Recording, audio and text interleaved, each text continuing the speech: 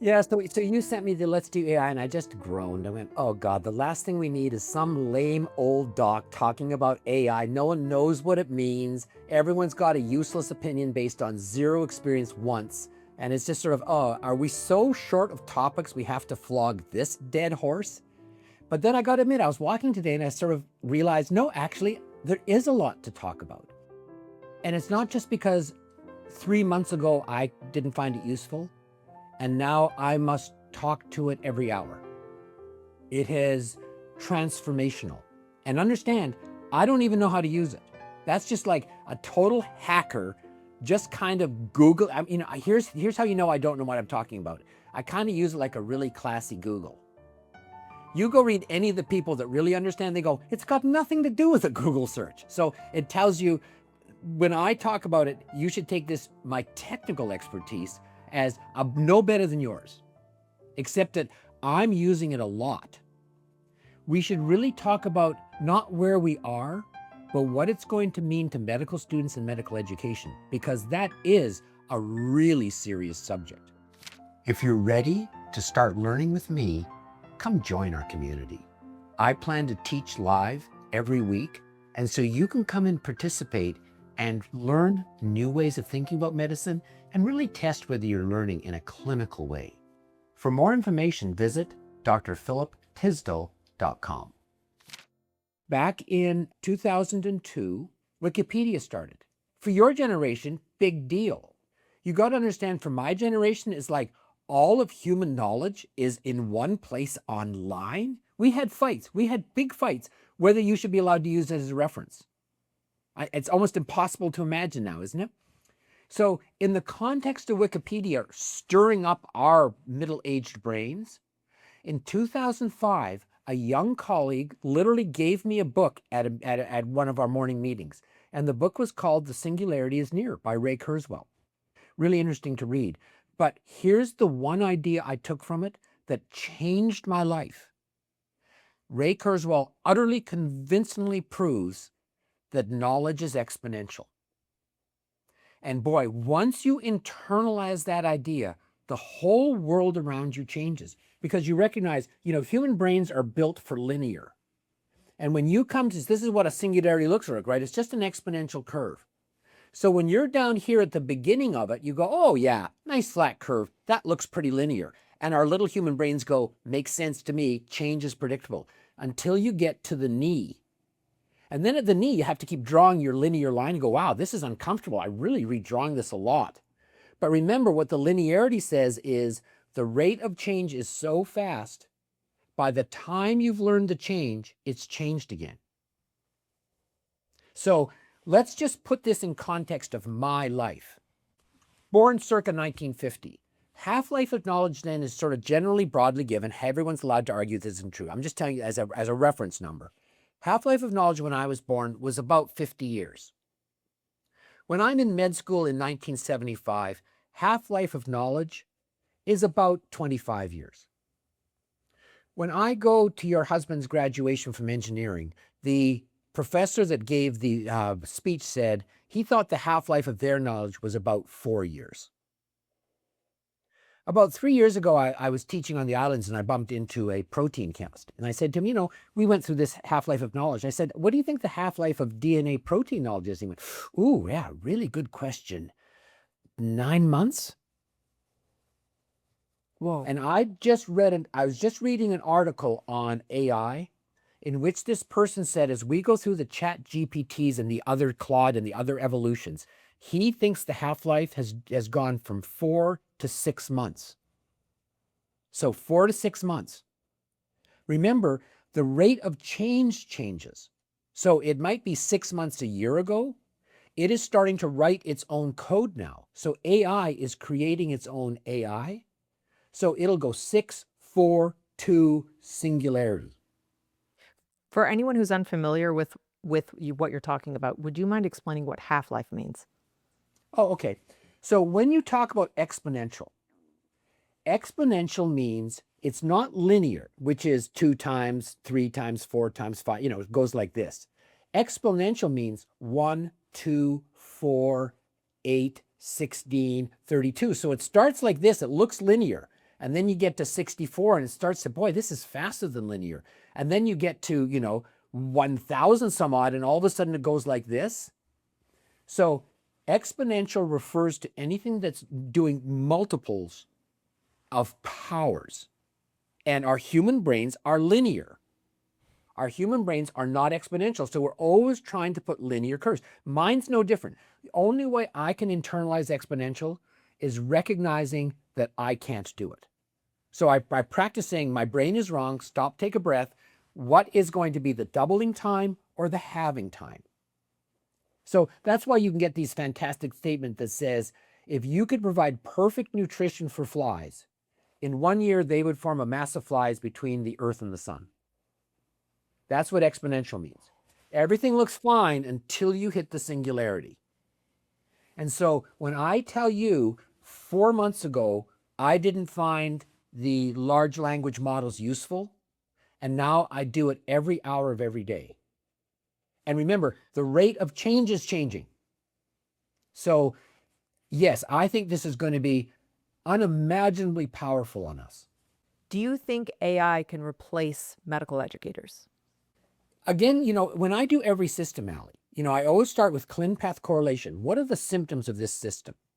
And the next thing I go to is structure function, right? If you don't have this anatomy of the heart, then I can't talk to you till you do. So for example, today I'm teaching an introduction to lung for all the students that are doing lung today. And what I'm going to show them is, if you aren't able to see the structure function of lung as ventilatory gas exchange, it's going to be a hopeless mumble jumble of facts. So when I say exponential, the first thing I've got to teach you is the rule of 72. When you talk about half-life's doubling times, if you haven't internalized the rule of 72, then you can't follow the thinking processes. And what 72 is one of these magic numbers, because when you say exponential, it means to the power of. So when you say the natural exponential of biology, it is e to the power of 0.69. And it turns out that's actually really close to the number 72, which is a totally great number. It's divisible by everything. So it's divisible by 1 in itself, divisible by 2, 3, 4, 6, 12. I mean, it's just a totally great number. So it's a really good working approximation of natural log E. So when you say doubling time, halving times, if I say it is 6%, 6 into 72 goes 12. So you double every 12 years. So if I said to you, the half-life of is 4 months, divide that into 72, you can appreciate it's doubling. I won't do that. If it was 1 year, it would double every 72 years. If it was 72%, it doubles every year. So when I say 4 months, it's doubling every 4 months. And that's improving. So 4 months then becomes 3 months. And now it starts doing its own internal teaching. So it becomes 1 month, and the next thing you know, you can't catch it. It's the singularity. So when you're trying to do the doubling time of 4 months, it doubles every 4 months. So the people that are in this world tell us in their articles, first of all, I don't care what happened to you last year. That is 3 generations ago. A generation is 4 months now. Second of all, if you're using the freebies, don't. That's not where you get the real experience. Spend the $20 a month and get the real item. And always work with the newest one. That's what singularity means. It's changing so fast, there's no such thing as old reliable. So let's just stipulate that for the audience. I'm not doing it. No, trust me, I can't catch this falling knife either. But here's what I do know. I believe that the hardest thing in medicine is to get good tutoring. So in my school, let's just talk about one of the schools I work with. They recognized 5 years ago that the students were not coming to lecture. So any sensible group of people have said, well, why aren't they coming to lecture? And the correct answer would have been, because I don't need you anymore. Because I have the internet and I can access information. So if you're not better than what I'm getting on the internet, I'm going to the internet. That's the truth of our students. You are competing against other sources of information. But like all institutions, they came to a different conclusion. They said, well, if you're not going to come, I'm not going to be there either as the teacher. And so what they did was they had all the teachers do videos of all their lectures.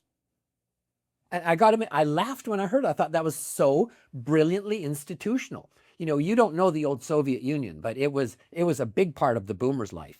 And they had this great expression. They said, we pretend to work and they pretend to pay us. And I got to tell you, that's how I feel about current teaching. We pretend to learn and they pretend to teach.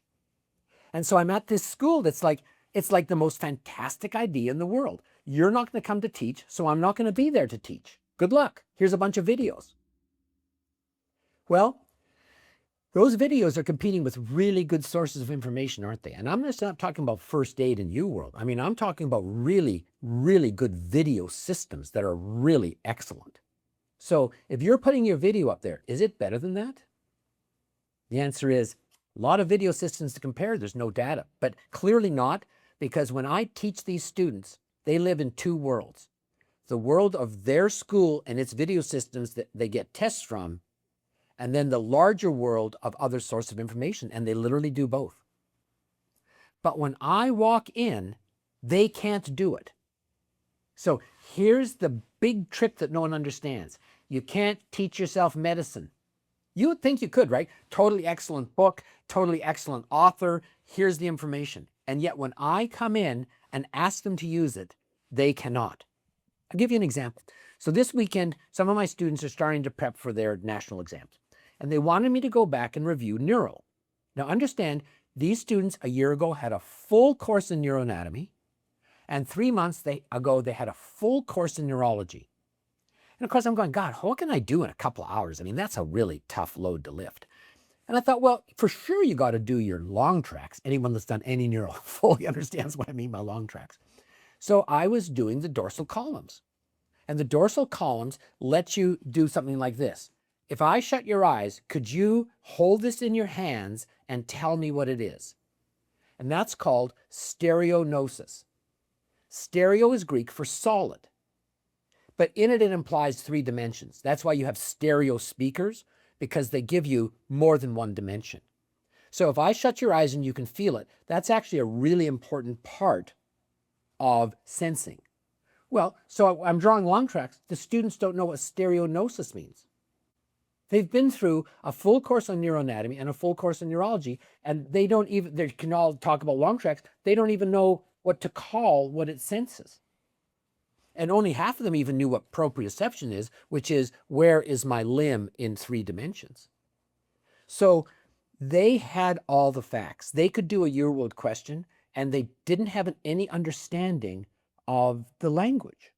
So it turns out you need a tutor. And I spent all my life with this idea, right? If you need small group intensive tutorings, how do you scale me?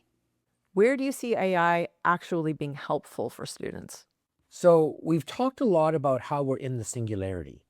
So you can't just say, how can AI help you? You got to specify with, how does AI help you today?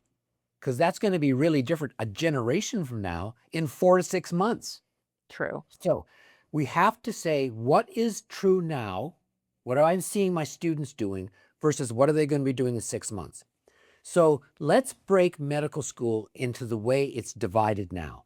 You do 2 years of flying a desk, learning basic sciences and passing multiple choice exams. And then you're supposed to do 2 years of patient exposure. And both of those are so deeply flawed, I'm quite prepared to burn the house down. So when we say, what do we mean by those 2 years? Everybody thinks, and it's the curse of my life, that those 2 years are all about passing multiple choice exams at the end, be it Comdex or be it step 1. Everyone's studying for the exam. No one's getting ready to say, no, we do these 2 years so that you can go into your patient experience and not have to have everything explained to you. Oh, by the way, when we measure that knowledge, that's called an exam. And the second thing is, that knowledge should say, I know everything that's going on. I just don't know how to do it because I've never done it.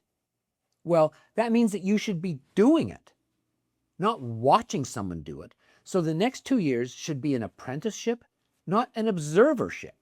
Watching you suture skin is about as useful as we watching a video of you scooching. That's not apprenticing. So both sides of our medical schools are just so deeply flawed that we end up with students coming out with MDs that require years and years of residency because they didn't get that experience in medical school. Where's AI going to help? Well, if I work with a school that can do the first 2 years by video, then I guess I don't need the school. If AI can now come in and start with that tutoring experience, I believe that it will be as good a tutor as me in 2 or 3 years. So we've solved the problem of scalability. And so, as you know from our company, you've been aggressively asking me to send you transcripts of all of the teaching I do, because I teach a lot. And I know perfectly well what all your smarty pants engineers are going to do with it. They are going to train it to be me, and then it'll be an avatar, except it'll be way more polite and probably funnier than me. So it'll be better with that than with me. So yes, I do believe right now I have students that are taking all of their class notes, dumping it into medical education systems AIs, and having that system write multiple choice questions for them. And they tell me it's very valuable. And I've asked that system to let me in, but there's such a huge list for it, I have to wait till they give me permission. Well, you've experimented a little bit with having AI write some multiple choice questions just to kind of see what Oh, pops out. I don't know. No, Allie, I don't write a multiple choice question, but that I don't first put it into AI. And I'll tell you why. AI actually isn't very good at ideas, in the sense that I want patient-centered pathophysiologic reasoning. So I give it that. So I will say, I want a 34-year-old male with tearing chest pain. And I want the answer to be, the physical exam should look for arachnodactyly. Oh, it'll do a great job. It'll give me this perfect stem. And the hardest part about writing a multiple choice question, if you haven't written one, I promise you, this is the worst ever, is writing wrong answers. Because you always end up with, right? Because you always end up with Marfan syndrome, a duck, a boat, a ladder, and a car. I mean, it's just like painfully stupid what the answer is. They're really hard to write. AI is very good at that. It's really good. I often learn from it. And then it gives you all the explanations, so that because we're all enslaved to you world, we all have to explain all the other answer choices, and it just does that. And I bet half the time I can just take it as written. And I would bet the other half I vary a lot, sometimes a lot, sometimes a little. But no, I never do a multiple choice question that I don't run it through AI and then use that, because it makes everything go so fast. I really like it a lot. You've mentioned that what it produces, there's something still off about it. Can you Oh yeah, explain for that? sure. It just lacks that clinical feel. It will, when you get non-medical people writing medical choice questions, they might be experts and they might read someone else's opinion. There's something about the way they write that just sort of clangs, So for example, if you take a look at me being an immigrant to the United States, this is the best example I can give. And if you get me excited, I will have a rhythm of speech and a word choice of speech that just doesn't quite feel American.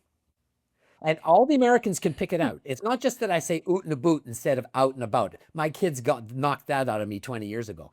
No, there's something about my rhythm, and I have to be excited so I don't slow down like the Americans, and I don't sort of draw it out. No, if you put me calmly into a company, they can't track me down, because America's a pretty diverse country. But you get me excited, and I just get a rhythm and word choice. You sort of go, "Are you American?" And that's how AI feels. Dr. Tisdall and I are both Canadian, and I've experienced the same thing. So I know exactly what you're Right? saying. It really bothers you when your kids look at you. Yeah. Apparently, I say sorry wrong. It's sorry here. I don't know. Yeah. Yeah, and so what you'll find, Allie, is over time, you'll smooth out your accent, but you'll never quite smooth out the rhythm of your speech and your word choices.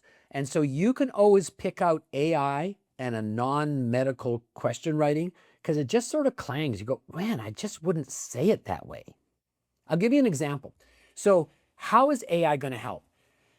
When we talk about tutoring, I try to convince my students, because they're all anxious, right? So they all want to memorize, because it's that ritualistic behavior of anxiety. And I always say to them, I know you think you know this subject perfectly. I still want you to come to my sessions and talk to me, because I'm convinced that a third of medicine is language. If you could speak the language of medicine, you know a third of it. So I was tutoring a group of students live last week, and there were probably 6 or 8 of them in the room, and we were going through how to think about the vasculitides. And they were all over the place. So I was trying to beat into them presentation, pathophys, natural history. And I forced them to go to the board for each of the 6 major vasculitides and write that out. Of course, that's when you realize how many gaps in your knowledge that you have. So we got to one of the vasculitides. It was IgA, Henoch-Schönlein. And I said, yeah, that's a clinical diagnosis. And they said, well, what testing did I said, well, no, it's a clinical diagnosis. And they asked me again, well, what testing? I went, what do you think clinical diagnosis means? And you can see in vernacular, everything's clinical in medicine. If it's a patient encounter, that's clinical. But that's not how the term is used. Clinical means a diagnosis that you establish solely from the history and physical. So in this case, it would be a 6-year-old with petechiae purpura on the lower body and 2 of these 3 clinical findings. And so they didn't know that that was a thing. And so we had to sit and we had to stop and talk about what the concept of a clinical diagnosis was.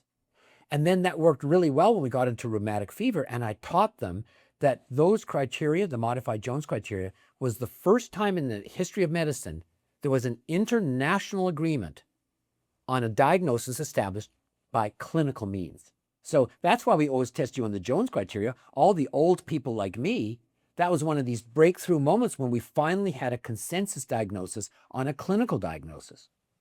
Well, they didn't know that. It's really, once I've told it to you, it's perfectly easy to understand. But you need someone to listen to you and go, wow, what do you think that means? No. That was worth the whole price of admission, wasn't it? To get this idea that when you're studying, 2 of your 6 vasculitides are clinical diagnoses. Well, now you know how to study it, don't you? You're not worried about testing. Testing is supportive, but it's not essential for the diagnosis. So AI is going to be fantastic for that, right? AI can have a really sensible medical conversation with you, and it does correct me. You know, if it says something that I don't like and I go, well, that can't be true, they basically will say, no, you're wrong. Can you give an example of a multiple choice question that at first glance looks right, but then it actually is training the student to think incorrectly? Well, a good example would be a clinical diagnosis and it gives lab testing. So right off the top, that's a bad question, because questions teach you how you should think of this. And one of the common mistakes that students make when you first start writing your own, and you know, that's been the newest gambit that I've had in teaching medicine, which is if I have a small enough cohort, I make the students listen to my lecture and submit a multiple choice question that day. And boy, you can really see someone's brain when they have to do that. And over 2 months, I can see their brain improve. And one of the common mistakes you make is all the answers have to be equal. So if I'm doing a clinical diagnosis, if you put lab data in, clearly you don't understand what a clinical diagnosis is, because all your answers have to be of the same type. So that would be an example. It does it pretty regularly. It brings in things that are obviously don't belong. So you'll be talking about a heart disease, and it'll bring in something from another system like neurology. You sort of go, well, that's pretty random. So I don't know where it made the link, but that's going to all get better, Ali. Remember, half-life is 4 months. If you don't like it this month, come back and use the newest. So the biggest lesson I've learned is I'm going to go get a paying subscription. The problem I have is, you know, I get one with my Microsoft subscription. It's not considered the best, and I know everything I'm reading says don't settle for pretty good. Now, I got to tell you, the one thing AI is not able to do for me is it's not able to do images. And so I first and foremost say, what do you see in your mind's eye? Tell a story. Boy, it just clangs. it can't read those pictures, and it can't draw those pictures. So right now, I mostly use it as a research tool, what's newest. I mostly use it to talk through, am I right when I think? But it hasn't really replaced me yet because it has the words, but it really doesn't have the pictures. And when I get it to draw a picture, I give it a picture and ask it to redraw it. Boy, it doesn't, it moves lines around. It puts bones in the middle of hearts. It isn't there yet. But again, call me in 4 months. That's a generation. Last question for you. If AI had existed when you were in medical school, how do you think it would have helped you, and how do you think it would have harmed you? I think it's quite impossible for students today to understand what it was like in 1972. We sat in this big auditorium. Are you ready for this? A third of us smoked. And I had to sit at the front because we would sit there for 3 hours in the morning getting lectures, and the smoke would fill up so that you couldn't really see the screen from the back rows. All our clothes just reeked of smoke. So that was the first thing. I had to sit at the front because I actually watched the screen. The second is the best visuals we got were either overhead projectors. Do you even know what that is? Yes. Oh, okay. So you're pretty old. And Kodachrome slides. They had these big carousels, and you'd clunk it on and go cha-chunka, cha-chunka, cha-chunka, and it would project these blurry sort of mishmash colored things. And so most of the time, you sat there taking notes. And the instructor, some of them would read, okay, here we have a rock. A rock is a three-dimensional object made of the mineral substance. And you had to take notes. Well, that sounds really stupid, but it's active learning, isn't it? I had to think what that person was saying. And then that night I would go to the library because all the books were in the library. You had to go to the library. It was a big deal to say, am I going to buy a book? We were all broker than dirt. So if you're going to buy an expensive medical book, boy, it had to be like the Bible. It had to be really everyday valuable. So most of the time I'd go and I'd get 2 or 3 books in the library, and I'd sit down with my little scratchy notes, and I'd say, this is how I'm going to learn this. It was really active learning, and you had to be in the library because they had the books. And then the greatest thing ever for me was I had this delightful roommate who it turned out had dyslexia. And so he would go and study for hours and hours and hours. We'd walk in the next day. He didn't know anything. And so every morning I realized whatever he got is because I taught him what I'd learned the night before. So it was like the greatest experience ever for me, Ali. I had to take notes during the day. I had to then go to the library because they had the books. There was no other source of information, and think through what I was going to learn. And then I had to explain it to a pretty smart person that couldn't read the next day. So I just got to say, everyone should do that. But they don't. They have these perfect lectures, multiple sources at their fingertips, and they all do dumb things like highlight and cut and paste. They're not active reading. And so when I come up and say, hey, let's just do a patient feeling this, walk me through the 3 neuron pathway and where in the cortex it goes, they've got nothing, even though they've been through it twice and passed all the exams. So yes, so I think the question we have to ask is, what are the first 2 years for? Right now, if the student doesn't go to class and the teacher doesn't go to class and there's a video in between them, then we don't need the medical school for the first 2 years. AI is going to do a much better job presenting. And is it quite there to be replacing me as a tutor? Not yet. But what if it has all of my videos? If it has all the videos of me teaching for 3 years, will it be me? Yes. The answer is yes. We've already been using transcripts from the long form videos that we've been doing together in order to really get a feel for your language when we create your landing pages, create your squeeze pages, because I write them, but I want to make sure that I'm really have your like tone and your phrasing correct, because there's a wrongness if it's not what you're saying. If it doesn't match what's in your videos, if it doesn't match your like common speech, then there's a wrongness to the copy that we're creating. And so I use a combination of my own memory from working with you for so long, as well as a bit of AI, and I merge the two together to create these landing pages, which if you guys click the link in the description, you'll see that there is a squeeze page, so you can go test out that theory and go see if I'm right, and I did get his dialogue correct on the squeeze page. But we are offering right now multiple choice questions, and these are clinically relevant multiple choice questions. These are the ones I use to teach clean path correlation. That's right. And they're going to be a free asset that you guys are going to be able to download. And they are some of the best of that Dr. Tisdall has come up with. And I think they're going to really help you with your studies. As well, if you liked this discussion, be sure to subscribe. We have updates coming about the next version of our community. So be sure to subscribe and turn on your notifications so that you're privy to all of that information. And finally, I'm going to be linking the full playlist to all of our Dr. Tisdall Unfiltered discussions. So be sure to watch those as well. And Dr. Tisdall, we will see you next time. Thanks a lot, Allie, and it's always a pleasure.